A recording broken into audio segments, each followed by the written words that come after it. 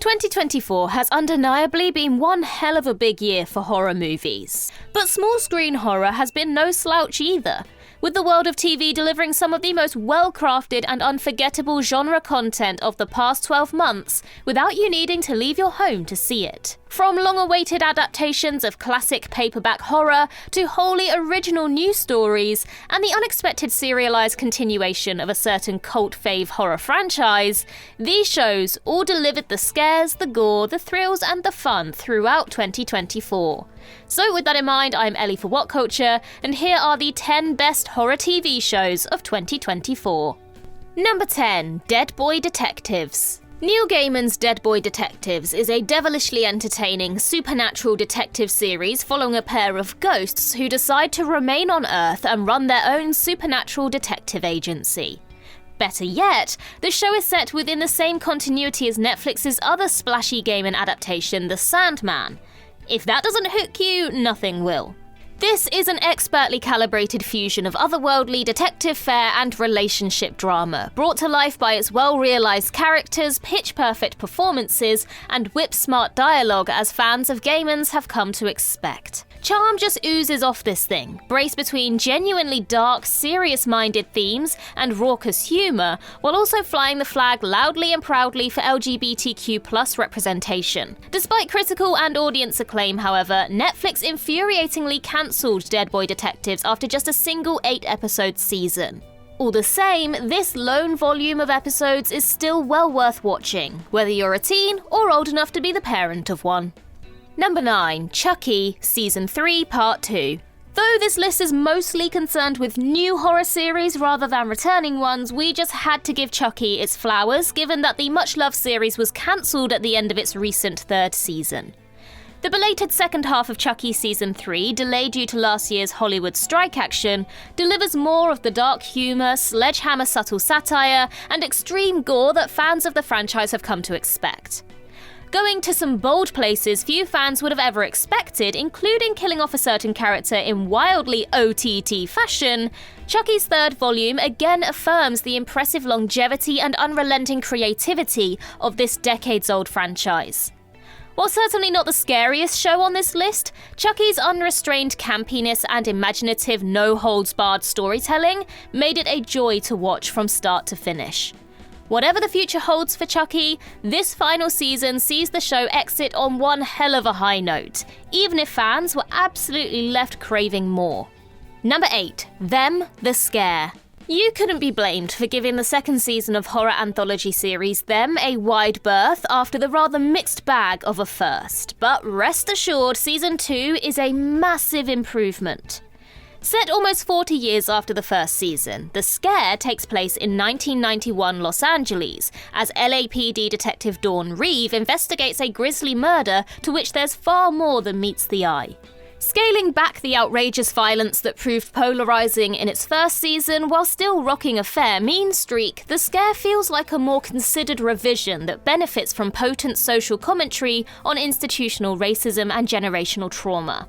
All of this is shot through by the superb efforts of a crackerjack cast, with Deborah Ayerinde being joined by the likes of Luke James, Joshua J. Williams, and the legendary Pam Grier. A much sturdier 2nd season, The Scare gets the promising series back on track, though at present it remains to be seen whether or not Amazon will take a punt on a 3rd batch of episodes. Number 7. Hysteria. The deliciously entertaining Hysteria is a razor-sharp takedown of the satanic panic that swept 1980s America. Centered around a beloved quarterback who goes missing and the apparent occult activity taking place in the sleepy town of Happy Hollow, Michigan. This hilariously prompts a struggling metal band, Death Crunch, to rebrand themselves as a satanic metal outfit in order to exploit the commotion, only for a spate of supposedly supernatural phenomena to descend upon the town for real. Hysteria weaves a compelling mystery and has a firm handle on its tone, but the real treat here is the superb cast, with the marketing understandably focusing on Bruce Campbell's supporting part as Police Chief Ben Dambridge. Campbell's also joined by the thoroughly game likes of Anna Cramp, Julie Bowen, Garrett Dillahunt, and many more, which combined with the slick direction, cracking soundtrack, and timely social commentary about the nature of mob mentality, ensures Hysteria is both fun and thrilling. At the time of press, a 2nd season hasn't yet been confirmed, but here's hoping. Number 6. Agatha All Along. Though it might be more spooky than scary, Agatha All Along marks one of the Marvel Cinematic Universe's first forays into horror territory, and most importantly gives the ever-brilliant Kathryn Hahn another ripe opportunity to flex her acting chops. Continuing the adventures of witch Agatha Harkness as she attempts to regain her powers, the show's strength lies in its modest scope and superbly cast ensemble. Far away from the bloat of most recent Disney Plus blockbuster TV series, the mere $40 million Agatha All Along cost meant the show was forced to get a little more creative with its storytelling and set pieces, and the result is one of the best MCU shows of recent times. Clearly, there are some lessons to be learned from this show's success with critics and audiences alike. Again, it's hardly a terrifying sit, but as a gateway horror vehicle for younger audiences, it's an absolute blast that can also be easily enjoyed by older viewers. Number 5. Uzumaki. The long-awaited animated adaptation of Junji Ito's legendary horror manga series Uzumaki is certainly a peculiar beast, alright. Though the first episode was near universally acclaimed by critics and fans, the 3 remaining episodes saw the animation quality take a notable dip, as many fans pointed out on social media. Creative director Jason DeMarco later remarked that behind-the-scenes production issues were to blame, but rather than scrap the series entirely, they decided to press on and release Uzumaki in a compromise form to honour the work done by those working on the project. And even though Uzumaki's animation is wildly inconsistent throughout the 4 episodes, it's still ultimately worth watching, given the faithfulness with which Ito's stories have generally been adapted. The unnerving weirdness of Ito's tales are unlike any mainstream horror content out there, and if you're new to his work, this anime isn't a bad place to start, even if it never fully lives up to the promise of that brilliant first episode. Number 4. Generation Z.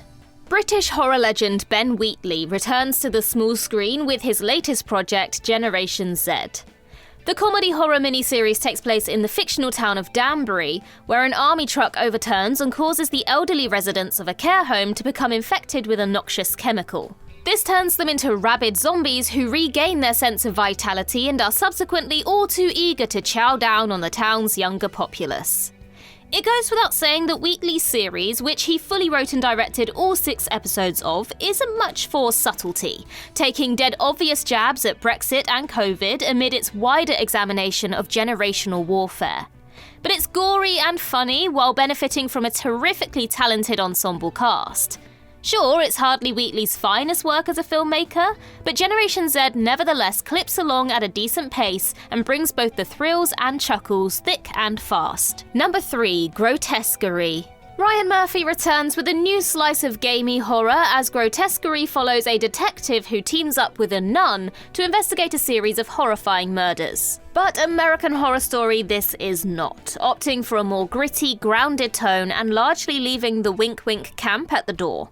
While it's fair to say that Murphy's new series is bluntly derivative of classic serial killer movies like Seven, what with its killer's similarly theatrical approach to staging their crime scenes, it nevertheless ranks among Murphy's finest TV work in recent years. Niecy Nash-Betts and Michaela Diamond make for a fierce, unconventional focal duo. The cinematography is fantastic, and while the ending is basically tailor-made to divide, the journey getting there is a ton of fun. For anyone burned out on American Horror Story, this is a refreshing change of pace. Number 2. Parasyte the Grey. Parasyte the Grey is a live-action spin-off from acclaimed manga series Parasyte, but don't let that put you off. This is designed to function as a perfectly standalone entity.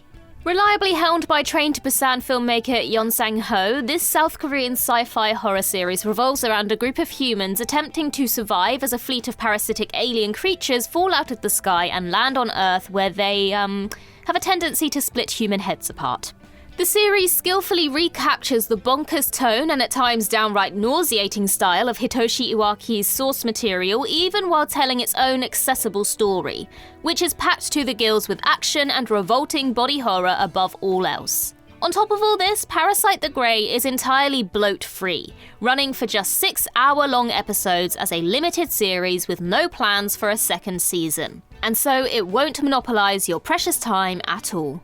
Number 1. The Creep Tapes. Mark Duplass and Patrick Bryce decided to eschew a third entry into their found-footage Creep franchise in favour of a serialised follow-up, The Creep Tapes. Each of the 6 episodes focuses on one of serial killer Peach Fuzz's victims, typically videographers he hires under false pretenses, only to spend the entire episode screwing with them before brutally dispatching them. Though the Creep Tape's bite-sized, half-hour format doesn't fully recapture the anxious tension of the 2 prior films, it's propelled forward by Duplass's terrifically creepy performance in the central role. It's clear that Duplass is having a blast experimenting with the various get-ups and kooky scenarios which Peach Fuzz uses to ensnare his victims, and while it's not doing much new with the found footage format, the Creep Tapes does serve as a reminder of how effectively it can be used to muster unnerving scares on a shoestring budget.